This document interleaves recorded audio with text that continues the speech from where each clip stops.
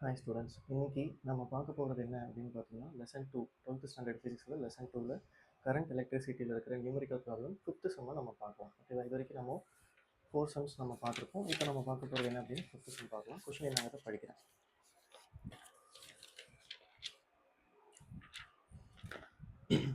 சரி, 4th some இன்னும் பார்க்கல இல்லையா? சரி, 5th சம் முன்னாடி 4th சம் பார்த்துக்கலாம். The resistance of a nichrome wire at 20 degrees Celsius. ஓகேவா? 4th சம் என்ன கொடுத்துருக்காங்க அப்படின்னா லெசன் 2. ஓகே, லெசன் 2ல் 4th சம் என்ன? The resistance of a nichrome wire. ஒரு ஒயர் இருக்குது, அந்த ரெசிஸ்டன்ஸோடைய வேல்யூ கொடுத்துருக்காங்க. என்ன? 20 டிகிரி செல்சியஸில் இருக்கும்போது, ஓகேவா, அதனுடைய 20 டிகிரி செல்சியஸில் இருக்கும்போது அதனுடைய ரெசிஸ்டன்ஸ் என்ன அப்படின்னு பார்த்தீங்கன்னா 10 ஓம் அப்படின்னு சொல்லி கொடுத்துருக்காங்க. Okay, if it's temperature coefficient of resistance, so ஆல்ஃபாவோட வேல்யூ. ஸோ கோஎஃபிஷியன்ட் அப்படின்னாலே நமக்கு தெரியும், செகண்ட் லெசனில் நம்ம படிச்சிருப்போம். கோஎஃபிஷியன்ட் அப்படிங்கும்போது நம்ம ஆல்ஃபான் தான் எடுப்போம். Find its resistance as the boiling point of water. So வாட்டருடைய பாயிலிங் பாயிண்ட் என்ன அப்படின்னா 100 டெம்பரேச்சர் தான். இது நமக்கு நல்லாவே தெரியும். Comment on the result. அப்போது இந்த டெம்பரேச்சரில் அதனுடைய ரெசிஸ்டன்ஸ் என்ன அப்படின்றத நம்ம கண்டுபிடிக்கணும். ஸோ கொஷின் உங்களுக்கு நல்லா புரிஞ்சிருக்கும்னு நினைக்கிறேன். என்ன? டெம்பரேச்சர் 20 டிகிரி செல்சியஸாக இருக்கும்போது அதனுடைய ரெசிஸ்டன்ஸ் வந்து 10 ஓம் அப்படின்னு கொடுத்துருக்காங்க. ஆல்ஃபாவோட வேல்யூ நமக்கு கொடுத்தாச்சு.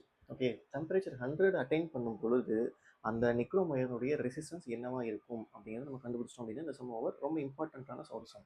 ஸோ நமக்கு ஃபார்முலா நல்லாவே தெரியும். என்ன ஃபார்முலா அப்படின்னா R is equal to R0 into 1 plus alpha into T minus T0. சரியா? இந்த ஃபார்முலா நமக்கு ரொம்ப ரொம்ப இம்பார்ட்டண்ட்டு. இதை நம்ம மறந்துடவே கூடாது.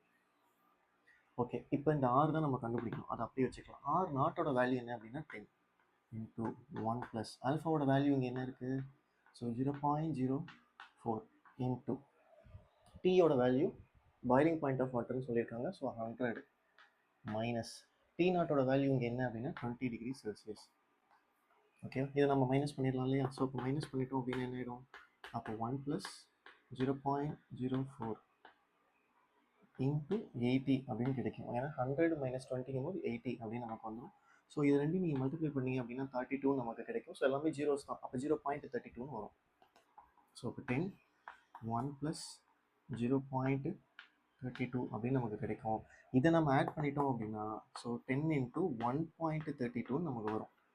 ஸோ 10 நம்ம ஈஸி தானே, ரெண்டையும் மல்டிப்ளை பண்ணோம் அப்படின்னா 0.32 ப்ளஸ் 1 அப்படிங்கும்போது 1.32 கிடைச்சிரும். ஸோ ஆட் பண்ணோம் அப்படின்னா 1.32. இந்த 10 மல்டிப்ளை பண்ணும்போது என்ன ஆகிடும் அப்படின்னா இந்த டெசிமல் பாயிண்ட் பக்கத்தில் இருக்கும். அப்போது 13.2 ஓம். எப்போது அதனுடைய ரெசிஸ்டன்ஸ் வந்து 13.2ன்னு சொல்லியாச்சு. எப்போ அப்படின்னு கேட்டிங்கன்னா இந்த டெம்பரேச்சர் வந்து நிக்ரோம் ஒயரோட டெம்பரேச்சரை 100 டிகிரி செல்சியஸில் வச்சுட்டோம் அப்படின்னா அப்போ கிடைக்கக்கூடிய ரெசிஸ்டன்ஸ் வேல்யூ இதுதான். Okay, thank you students. சேனல் வந்து சப்ஸ்கிரைப் பண்ணிக்கோங்க, லைக் பண்ணுங்கள். டவுட் ஏதாவது இருந்துச்சு அப்படின்னா கமெண்ட்டில் போடுங்க. Okay, thank you.